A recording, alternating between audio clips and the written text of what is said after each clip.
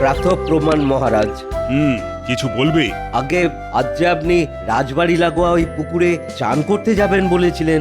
হ্যাঁ, যাবো তো বটেই, তবে তার আগে গোপালকে আসতে দাও। এসে গেছি মহারাজ, চকচকে টাকে তেল ঘষে কাঁধে গামছা নিয়ে ঠিক সময় মতো হাজির হয়ে গেছি। তাহলে চলো। তা গোপাল, এখনো সাঁতার টাতার কাটতে পারো তো, নাকি ভুঁড়ি বেড়ে যাওয়ার সাথে সাথে সেটাও গোল্লায় চলে গেছে? কি যে বলেন! একটা কথা মনে রাখবেন, ভুঁড়ি যত বাড়ে সাঁতার তত ভালো হয়। ভুঁড়ির সঙ্গে সাঁতারের কি সম্পর্ক? এ বাবা, এটাও জানেন না? ভুঁড়ি মানেই তো হাওয়া ভর্তি বেলুন। তা আমার এই মধ্যপ্রদেশে যদি এত বড় একটা হাওয়া ভর্তি বেলুন থাকে, তাহলে আমায় ডোবায় কার সাথ দিয়ে? শুধু ভুঁড়ির ওপর ভরসা করে জলে ভেসে থাকো আর মাঝে মধ্যে হাত পা ছোড়ো। সত্যি গোপাল, তোমায় কথায় হারানো আমার কর্ম নয়। তাহলে কথা ছেড়ে স্নানে চলুন।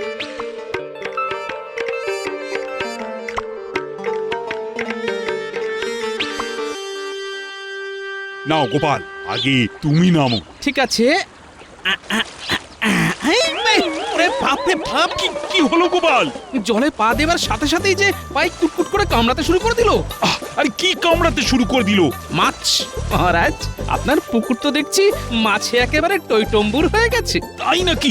তাহলে উঠে এসো, উঠে এসো। স্নান করবেন না? না না না, তার চাইতে বরং সকলে মিলে একসাথে মাছ ধরবো। রক্ষী, আজ্ঞা করুন মহারাজ। আর শোনো, দৌড়ে গিয়ে রাজসভার সকলকে খবর দাও। বলবে আজ রাজসভা ছুটি, সকলে যে যার ছিপ চার আর টোপ নিয়ে যেন পুকুর পাড়ে চলে আসে। যথা আজ্ঞা মহারাজ। যাও গোপাল, মাছ ধরার জন্য যা যা দরকার সবকিছু নিয়ে চট করে চলে এসো। আজ মাছ ধরে সকলকে একবারে তাক লাগিয়ে দেব। কি গো, তোমার মাছের চারের মশলা গুঁড়ানো হলো? হ্যাঁ, হয়ে গেছে।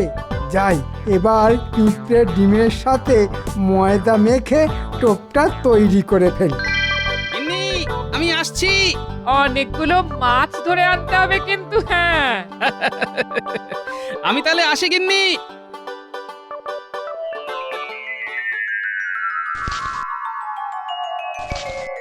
কি মন্ত্রী মশাই, সেই শুরু থেকে দেখছি আপনি শুধু জলের মধ্যে চারই ছড়িয়ে যাচ্ছেন। তা সারাক্ষণ যদি ছড়িয়েই যান, তাহলে আর গুছিয়ে তুলবেন কখন? সব কাজ তো উনি ছড়িয়েই ফেলেন, গুছিয়ে তোলা আর হয় কই?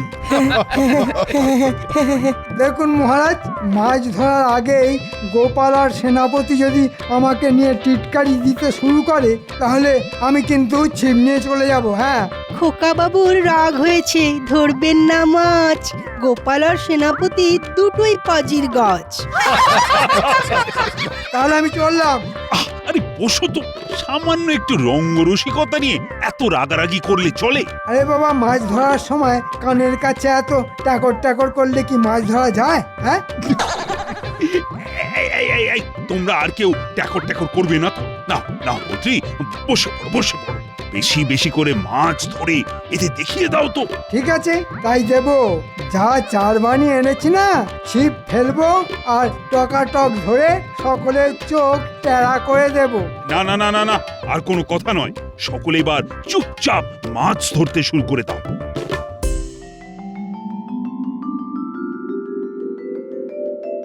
হ্যারিদাসী, মন্দির থেকে পুজো দিয়ে আসা অব্দি তোদের মহারাজকে তো দেখছি না। গেলেন কোথায় উনি? ওমা, আপনি জানেন না, মহারাজ তো সঙ্গী সাথী জোগাড় করে রাজবাড়ির পুকুরে মাছ ধরতে গেছেন। সে কি রে, মহারাজকে আবার সেই মাছ ধরার নেশায় পেয়ে বসলো? তাতে ক্ষতি কি রানীমা? মনে নেই সেবারে কত মাছ ধরে নিয়ে এলেন? আমরা সকলে কত আনন্দ করে খেলাম। সে খেয়েছিস, বেশ করেছিস, কিন্তু ভাদ্র মাসের এই ঠাঠা রোদে সারা দিন বসে আবার যদি শরীর খারাপ করে, তখন তো সামলাতে হবে আমাকেই। আপনি মিথ্যে চিন্তা করছেন রানীমা, দেখবেন কিচ্ছু হবে না মহারাজের। শোন, পাচক ঠাকুরকে লুচি আর সুজি বানাতে বল। বানানো হয়ে গেলে তুই নিজের হাতে পুকুর পাড়ে গিয়ে দিয়ে আসবি। কতক্ষণ বসে থাকবে কে জানে, খিদে পাবে না। আপনি কিচ্ছু ভাববেন না, আমি নিজের হাতে প্রত্যেকের জল খাবার পৌঁছে দিয়ে আসবো।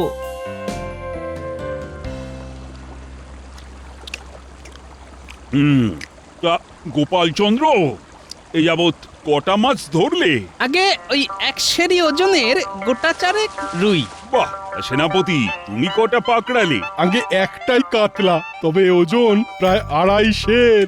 বাহ, তুমি যেমন বিশাল বপু তেমনি বিশাল কাতলাই ধরেছ দেখছি। তা রাজবৈদ্য আর রাজপণ্ডিত? আমি একটা বাটা তুলেছি। আর আমি ধরেছি গোটা 6 চিংড়ি। মহারাজ, সকলের কাছেই তো জানতে চাইলেন, তা মন্ত্রী মশাইয়ের কাছ থেকেও জানুন। তখন থেকে ফাতনার দিকে তাকিয়ে থাকতে থাকতে ওনার চোখ জোড়া যে টেরা হয়ে গেল। মন্ত্রী কটা ধরলে? না, এখনো ধরে উঠতে পারিনি, তবে ধরবো তো বটেই। আর এমন আকারের মাছ ধরবো না যে সকলে ট্যাড়া হয়ে যাবে। আরে এই তো ফাতনায় টান পড়েছে। ওরে বাবা রে, ওরে বাবা, কি টান রে! হ্যাঁ, এই এই এই এই এই রে, এই রে, এই এই এই এই রে। এ মা, এ কি মন্ত্রী মশাই, মাছের বদলে কোলা ব্যাং মাথায় করে জল থেকে উঠলেন? গ্যাঙুর গ্যাঙুর গ্যাং, মন্ত্রীর মাথায় কোলা ব্যাং। এভাবে মাছ ধরা যায়? হ্যাঁ, ও মন্ত্রী মশাই, মাছের বদলে মাথায় করে ব্যাং নিয়ে যাচ্ছেন কেন? বাড়ি গিয়ে ভেজে খাবেন বুঝি? মনে রেখো গোপাল, এই অপমানের উত্তর তুমি পাবে।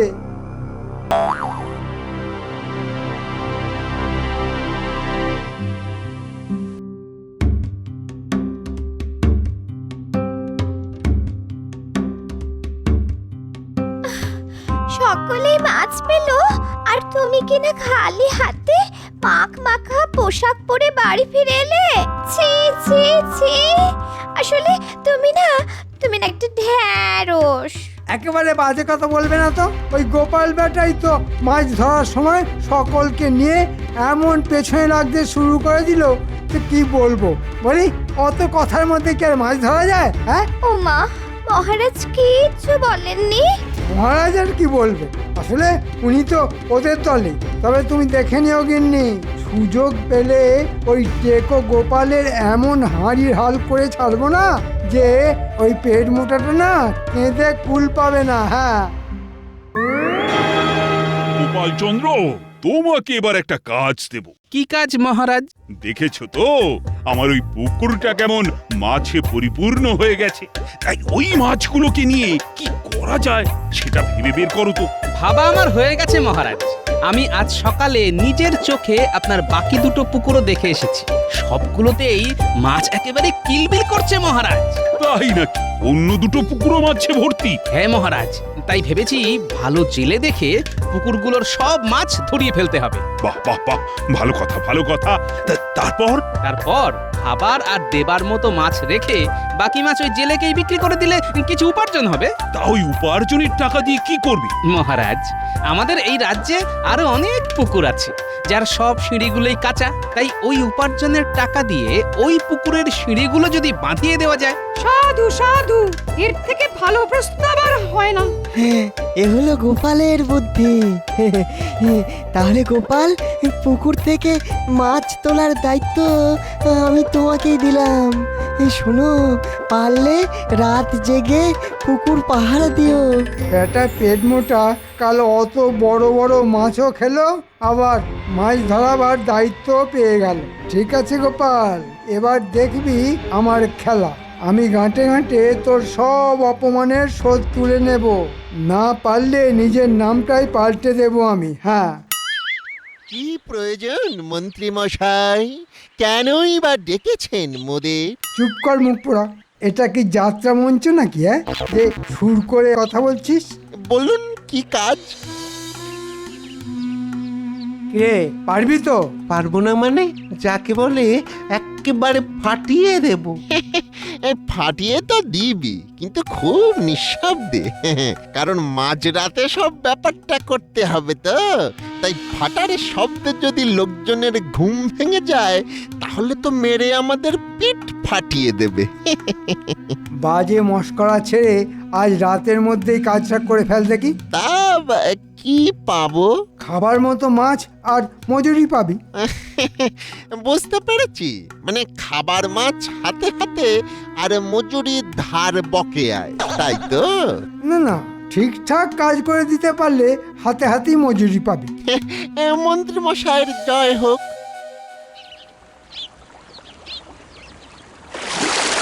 এ কি জালে একটা মাছও পড়লো না কেন? মহারাজ, এই পুকুরে তো একটাও মাছ নেই, তাই পড়েনি। সে কি করে হয়? কালও তো পুকুর ভর্তি মাছ ছিল। কিন্তু এতক্ষণ ধরে তো জাল টানলাম, দেখলেন তো একটা মাছও উঠলো না। তাহলে সব মাছ কোথায় গেল? মনে হয় কাল রাতে চুরি হয়ে গেছে। হ্যাঁ, আমার পুকুরের মাছ চুরি করে নিয়ে গেছে।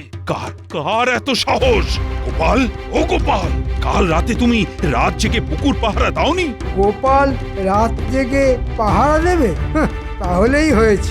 ও যা ঘুমকাতুরে। কি গোপাল, উত্তর দাও। মানে মহারাজ, পুকুর মাঠ ঠিকই একটা। যাও, দূর হয়ে যাও, দূর হয়ে যাও আমার চোখের সামনে থেকে। এই শুরু হলো আমার অপমানের সহ্যলা। সেনাপতি, কাল অন্য পুকুর থেকে মাছ তোলার দায়িত্ব তোমার উপর দিলাম। দেখো, তুমি আবার গোপালের মতো ডুবিয়ে ছেড়ো না। তাহলে আজকে রাতেও কালকের মতো কাণ্ডটা ঘটিয়ে ফেলতে হবে। সে তো আমাদের বাঁ হাতের খেলা, কিন্তু পুকুরের পাড়ে যদি পাহারা থাকে। দূর, কিচ্ছু থাকবে না।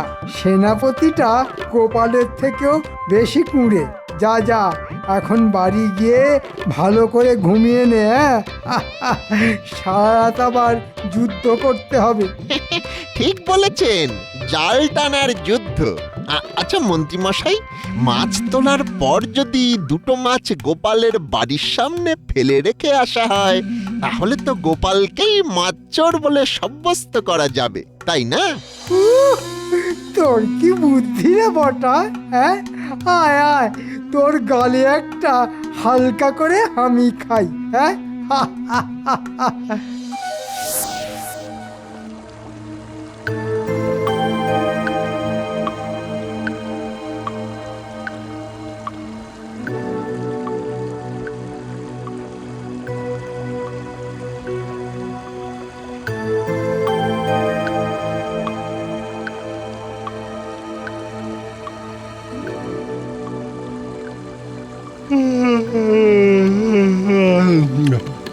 বাবা, ও ঘুমে যেন চোখের পাতা বুজে আসছে। এতক্ষণ যখন মাছ চোর আসেনি, তখন আর আসবে বলে মনে হয় না। যাই যাই, বাড়ি গিয়ে একটু ঘুমিয়ে নি। নে, তাড়াতাড়ি জাল টেনে সব মাছ ফাঁকা করে দে।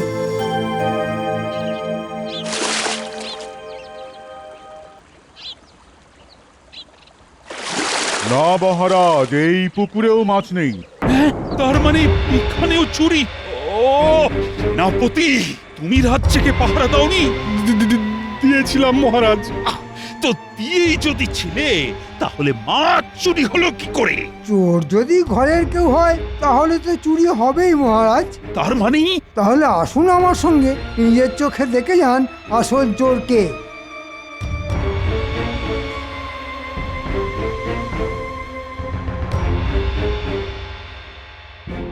ওই দেখুন মহারাজ, এক জোড়া টাটকা রুই মাছ। তাই তো, এ কি করে সম্ভব? খুব সোজা হিসেব মহারাজ। বেটা রাতে মাছ চুরি করে সবটা বেচে দিয়ে শুধু খাবার মতো দুটো মাছ এনে উঠোনের ওই এক কোনায় লুকিয়ে রেখেছে। গোপাল, গোপাল, ও গোপাল, এতক্ষণ ধরে ঘুমোচ্ছিলে? আগে মানে রাতে শুতে একটু দেরি হয়ে গিয়েছিল মহারাজ। সে তো হবেই, অনেক রাত ধরে মাছ চুরি করেছিলে না? এসব কি বলছেন? আমি মাছ চুরি করেছি? আলবাত করেছো। এই তো তার প্রমাণ। আপনার কোথাও একটু ভুল হচ্ছে মহারাজ। না না না, কোথাও কোনো ভুল হচ্ছে না। শুধু তোমায় চিনতে আমার একটু ভুল হয়েছিল। ছি ছি ছি ছি ছি, চোর কোথাকার! আপনি আমায় চোর বললেন মহারাজ? বলেছি, বেশ করেছি। আর কান খুলে শুনে রাখো, আজ থেকে 7 দিনের মধ্যে তুমি এই কৃষ্ণনগর ছেড়ে চলে যাবে, এই আমার শেষ কথা। চলে এসো সবাই। হায় ভগবান, এও ছিল কপালে, হ্যাঁ? শেষে চোর অপবাদ দিয়ে রাজ্য ছাড়তে হবে গো। কেদো না গিন্নি, আমিও এর শেষ দেখে ছাড়বো। শোন, তোদের সাথে আমার কথা আছে। খুব চুপি চুপি মন্ত্রী মশাইয়ের বাড়িতে গিয়ে দেখে আয় তো ওখানে কি হচ্ছে। শুধু দুজন যাবি, পুটি আর গুলটে। ঠিক আছে গোপাল দাদু।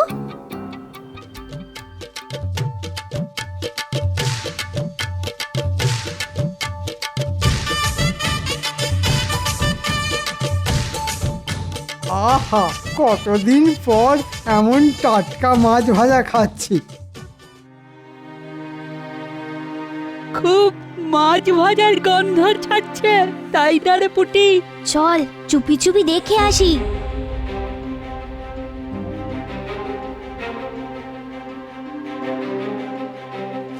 আচ্ছা, মহারাজের বাকি পুকুরে কি কালকে মাছ ধরা হবে? আহ, সে তো হবেই। আর তার দায়িত্ব পড়েছে রাজবৈদ্যর ওপর। মন্ত্রীমশাই, আজ আর মাছ চুরি করা বোধহয় ঠিক হবে না। মনে হয় আজ রাতেও ওই পুকুরে পাহারা থাকবে। সে তো থাকবেই, তবে মনে হয় গভীর রাত। তাই সাঁঝের অন্ধকার নামার খানিক পরেই আমরা মাছ চুরি করে নিয়ে পালাবো। হাহা। আচ্ছা মন্ত্রীমশাই, গোপালকে তো চোর সাব্যস্ত করে দেওয়া গেছে, তাই আর অকারণে মাছ চুরি করার দরকার কি? মাথা মোটা, এই পয়সার দরকার নেই নাকি? হ্যাঁ, সে তো আছেই। সেটা যখন আছে তখন আর বাজে প্রশ্ন না করে আজও মাছ চুরির মতো মহান কাজটা তোদের সেরে ফেলতে হবে। বুঝেছিস? আশা করি বুঝেছিস।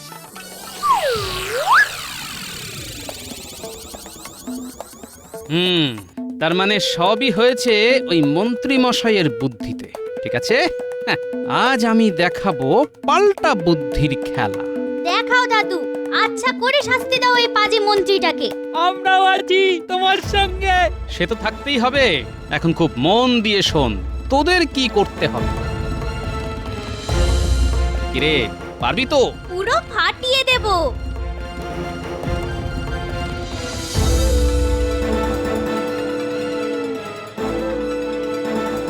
মহারাজ, এ কি, তুমি আবার এসেছো কেন? না না না, তোমার মতো চোরের কোনো ক্ষমা নেই।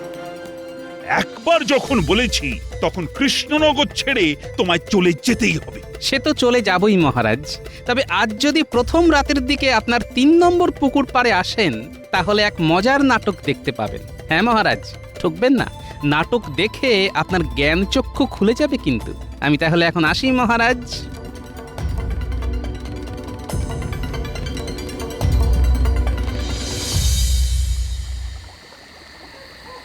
নে নে, সাটা সাট জাল ফেল আর পটাপট তুলে নে।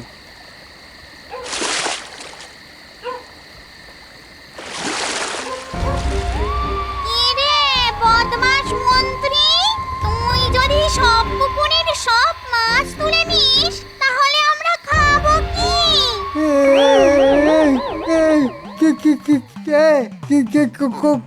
কে কথা বলছো? ওরে হতভাগা, আমরা যে মেছো ভূত। মেচো ভূত? দেব নাকি মটাস করে ঘাড় মোটকে? আমরা আর এর মধ্যে নেই। চল ঘটা, পালাই। কোথায় পালাবি হতচ্ছাড়া? ওরে বাবা, কি বিচ্ছিরি দেখতে। ওরে বাবা রে। তাহলে সারা রাত জলের মধ্যেই ডুবে থাক। ওরে বাবা, ওরে বাবা, কি কাঁটা মারছে রে। এ তো মাগুর মাছের কাঁটা। চুরি করে অনেক মাছ খেয়েছিস, তাই এবারে মাগুর কাঁটার কামড় খা। ও ভূত ভাইরা, তোমাদের মাছ তোমরা খাও, দয়া করে আমাকে ছেড়ে দাও। উত্তেরা ছেড়ে দিলেও আমি যে তোমায় ছাড়বো না মন্ত্রী। পরপর কদিন আমার পুকুর থেকে মাছ চুরি করা, তারপর বিনা দোষে গোপালকে চোর বলে ফাঁসানো, এর শাস্তি তো তোমায় পেতেই হবে শয়তান। আপনি মারুন, ধরুন, যা ইচ্ছে করুন, কিন্তু দয়া করে পুকুর থেকে উঠতে দিন। মাগুরের কাঁটার জ্বালা যে আর সহ্য করতে পারছি না মহারাজ। ও বাবা, ও ও পা দুটো যে কুবলে খেয়ে ফেললো। এবার বুঝতে পারছেন তো গোপালের পেছনে লাগার ফল কি হতে পারে? মাগুর কাঁটা দিয়ে আপনার দেওয়া বদনামের কাঁটা তুলে ফেলতে এই গোপালের কিন্তু বেশিক্ষণ লাগে না। সাবাস পুটি আর গুলটে, মেছো ভূতের ভূমিকায় দারুণ অভিনয় করেছিস। এরা তাহলে মেছো ভূত নয়? গোপাল, আমাকে এভাবে বোকা বানালে। ভুল বললেন মন্ত্রী মশাই, এটাকে বোকা বানানো বলে না, এটাকে বলে কাঁটার খোঁচা দিয়ে কাঁটা তোলা। চলে এসো সকলে। শুধু দুজন রক্ষী মন্ত্রীর পাহারায় থাকবে, আর মন্ত্রী জল থেকে উঠতে গেলেই পল্লমের খোঁচা দেবে। হ্যাঁ, এটাই হলো ওর শাস্তি। ও মহারাজ, ও গোপাল ভাই, ও গোপাল ভাই, এভাবে আমাকে একলা ফেলে চলে যেও না ভাই। জলের তলায় মাগুর কাঁটার খোঁচা, জলের ওপর রক্ষীদের বল্লমের খোঁচা। আমি যে মরে যাব, আমি যে মরে যাব।